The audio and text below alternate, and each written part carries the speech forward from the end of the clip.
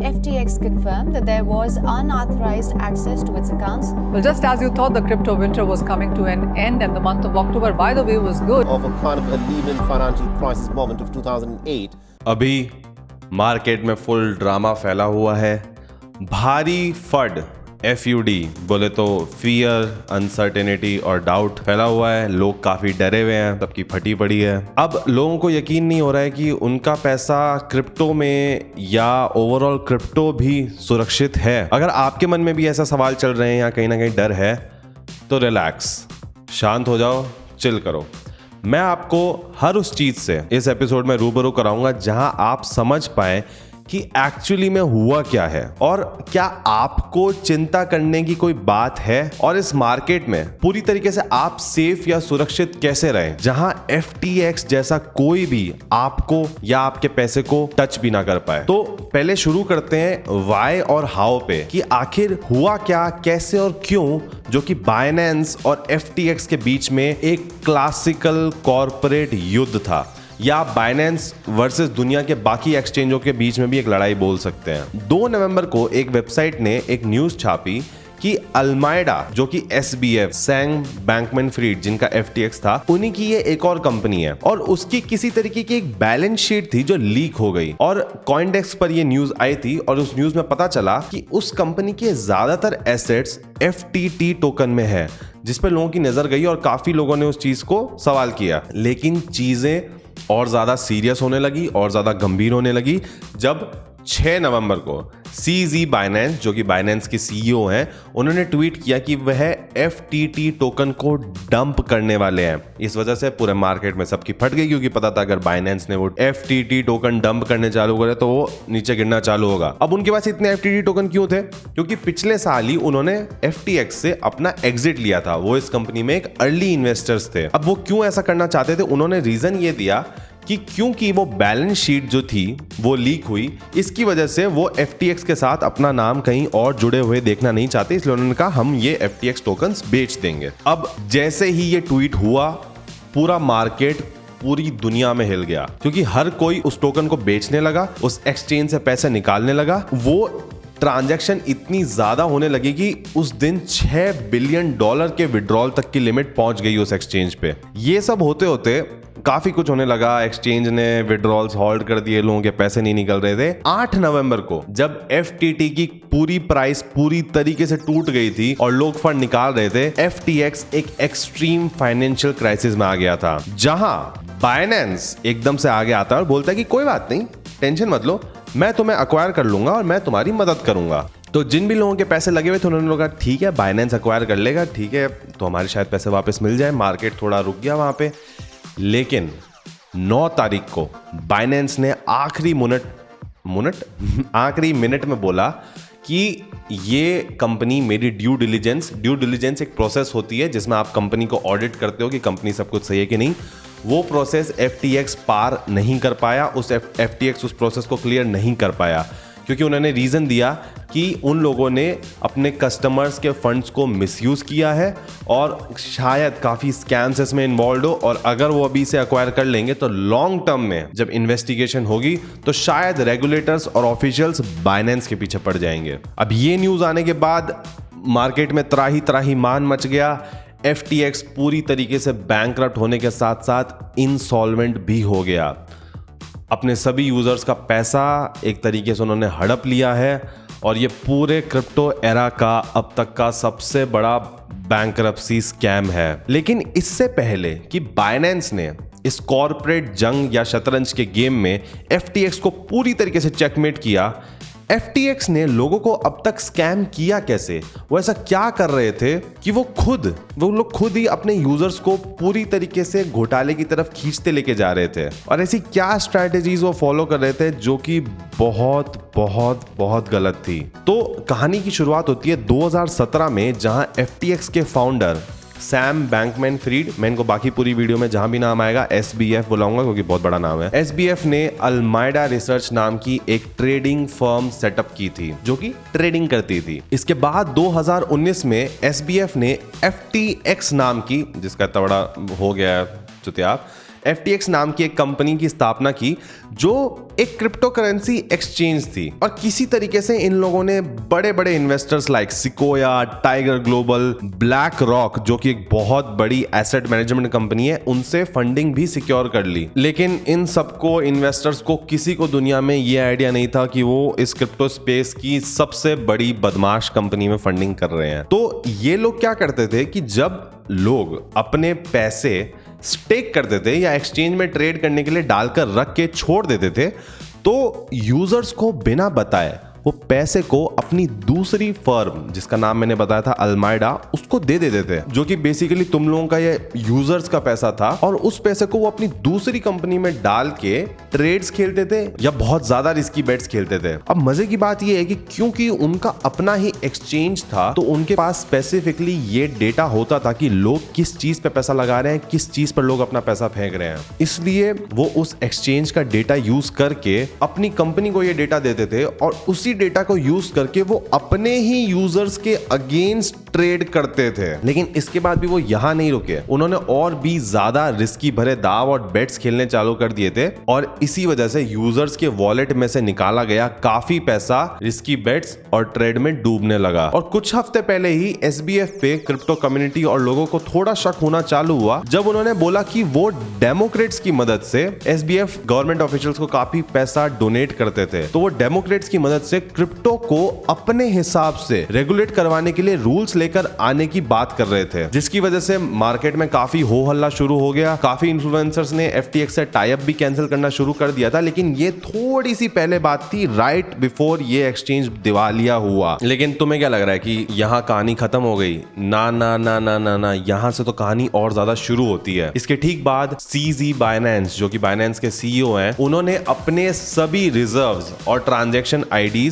और cold wallet की list release की और दुनिया के बाकी एक्सचेंजेस को भी आगे आने के लिए बोला, क्योंकि यूजर्स का एक्सचेंजेस पर से भरोसा उठने लगा और लोगों को यह जानना था कि क्या एक्सचेंजेस के पास वाकई में पैसा है, और अगर पैसा है तो अपने प्रूफ ऑफ रिजर्व्स की बाइनेंस की तरह लिस्ट डाले और दिखाए कि कहां उनका पैसा पड़ा है। तो इसके बाद कुछ कुछ एक्सचेंजेस आगे आना शुरू हुए, क्योंकि लोग धड़ाधड़ एक्सचेंजेस से अपना पैसा निकाल रहे थे। तो थम जाने के लिए कुछ कुछ एक्सचेंजेस ने अपने प्रूफ ऑफ रिजर्व की लिस्ट पब्लिश करना चालू करी। लेकिन इसके राइट बाद एक नई अफवाह मार्केट में फैल गई कि अब एक्सचेंजों के पास शायद सही में पैसा नहीं है और ये एक्सचेंजेस आपस में ही एक दूसरे को पैसा ट्रांसफर करके बोल रहे हैं कि अभी तू दिखा दे, बाद में मैं दिखा देता हूं। ऐसी अफवाहों के बीच में ही एक मामला पकड़ में आया Crypto.com और Gate.io का। उनके बीच में $400 मिलियन का लेन देन हुआ, जिसके बाद ये र्यूमर और स्ट्रांग हो गया कि बाकी एक्सचेंजेस भी शायद दिवालिया हैं और उन पे पैसे नहीं है और वो आपस में एक दूसरे को पैसे देकर ही लोगों को बस बना रहे हैं। अब इस बात में कितना सच है कितना झूठ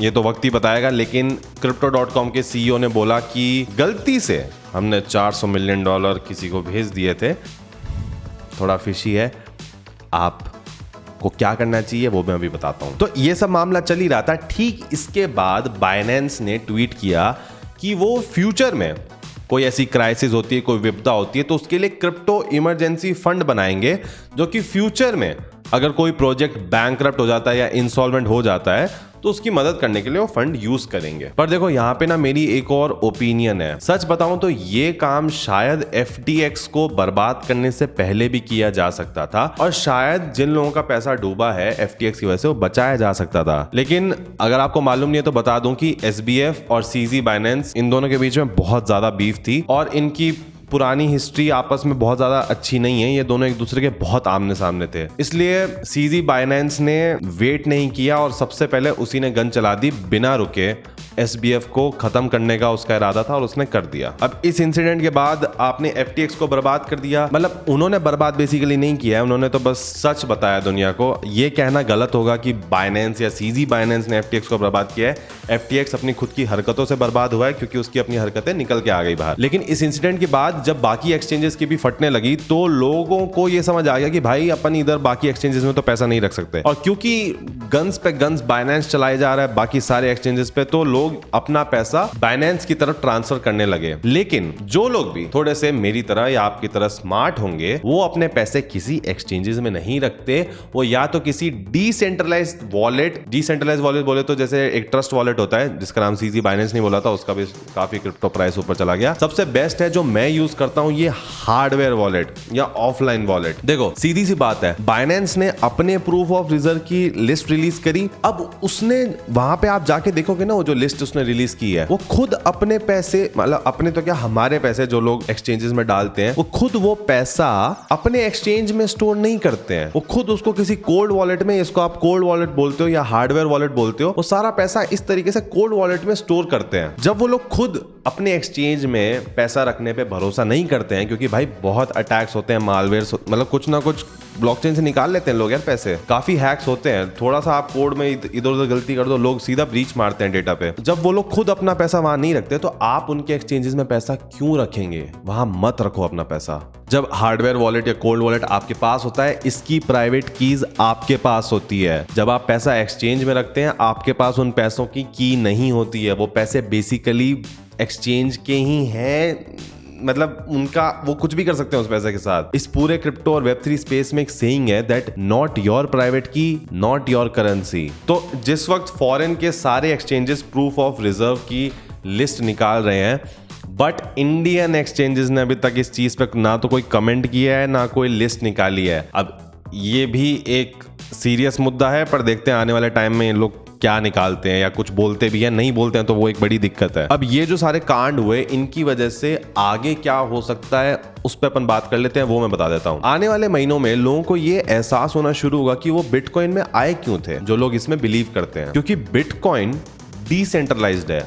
ये FTX या बाइनेंस की तरह कोई सेंट्रलाइज्ड कंपनी नहीं है जो जब चाहे लोगों को बिना बताए कुछ भी करती है। बिटकॉइन को एक कम्युनिटी और लोग चलाते हैं, कोई सिंगल बंदा नहीं जो रातों रात कुछ भी कर देगा आपके बिटकॉइन के साथ। 2008 में यही प्रॉब्लम, यही समस्या आई थी जब JP मॉर्गन और लेमन ब्रदर्स की वजह से रिसेशन आया था, जो मैं अपने पहले एपिसोड में भी बता चुका हूं। अगर आपको नहीं पता है इस इंसिडेंट के बारे में तो आप एक मूवी देखो जाके, द बिग शॉर्ट, कई बार बता चुका हूं, देखनी चाहिए। वही सेम चीज इस वक्त ये कंपनीज या एक्सचेंजेस या ये दल्ले इस वक्त क्रिप्टो इंडस्ट्री में कर रहे हैं। बिटकॉइन को डिसेंट्रलाइज नेचर का बनाया ही इसलिए गया था ताकि लोग उसे अडॉप्ट करके भरोसा कर सकें, क्योंकि उसमें कोई इंसान या कोई गधा आगे बीच में हेरा फेरी करके पॉसिबल नहीं है जो कर सकता है जो SBF ने किया है, या कोई भी सेंट्रल अथॉरिटी, कोई भी पावर जो सेंट्रल अथॉरिटी में बैठी है वो कर सकती है। लेकिन फिर ये दल्ले, ये दलाल और ये कंपनियां like Binance, FTX, Crypto.com,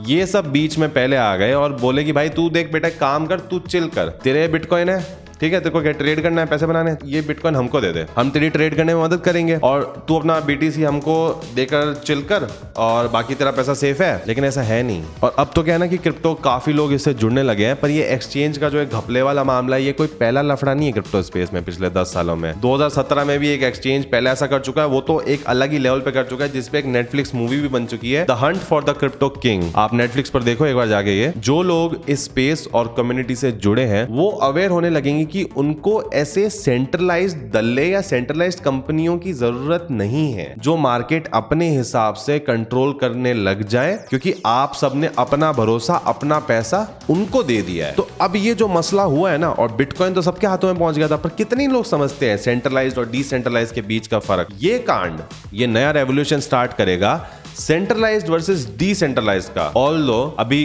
crypto में चल रहा है विंटर, आसान नहीं होगा, बट यही वो मौका होता है जहां लोग अपॉर्चुनिटी बनाते हैं और नेक्स्ट बुल रन तक अपना गेम सेट करते हैं जब मार्केट दोबारा बनता है। So my 2 cents will be कि प्लीज अपना पैसा हार्डवेयर या कोल्ड वॉलेट में रखे, जैसे मैं रखता हूं, और अपने पैसे के साथ किसी और पर भरोसा ना करें। इस टेक का सारा पर्पस ही यही था। इस विंटर या स्पेशली इस रिसेशन में जहां आप क्रिप्टो में चले जाओ, स्टॉक्स में चले जाओ, टेक कंपनीज में चले जाओ, ले ऑफ पे ले ऑफ हो रहे हैं, कैश का शॉर्टेज है, अभी तो और खून बहने वाला है। अभी जो मार्केट में थोड़े बचे कुचे जो भी गंदगी बची और जो वीकलिंग्स होंगे वो सब बाहर निकल के आएंगे, जिन्होंने पैसा लिया है और पैसा बर्बाद किया है। और this is what we call और will be called a very harsh correction in the market, and whoever is gonna make mistake is gonna get cut। लेकिन जो भी इस क्रिप्टो विंटर में या रिसेशन में खड़े रह पाएंगे वो अगले बुल रन में मौका रखेंगे कुछ बड़ा बनाने का। लेकिन एक बड़ी हकीकत और बड़ी सच्चाई ये है कि हर कोई ये नहीं कर पाता है, सब में ये करने की हिम्मत नहीं होती है। सिर्फ कुछ ही लोग होते हैं जो वाकई में इन हालातों को भी पार करके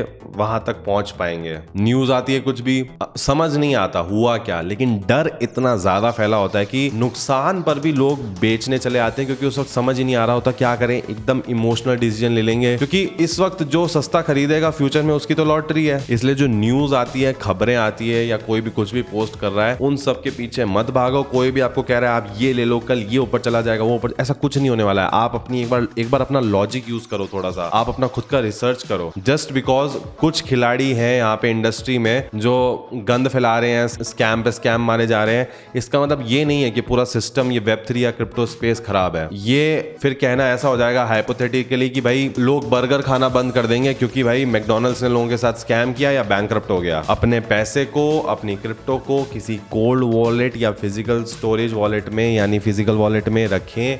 लिंक मैं डिस्क्रिप्शन में डाल दूंगा अगर आपको खरीदना है तो। So that will be it from my side in this video. Vijay Saran signing off.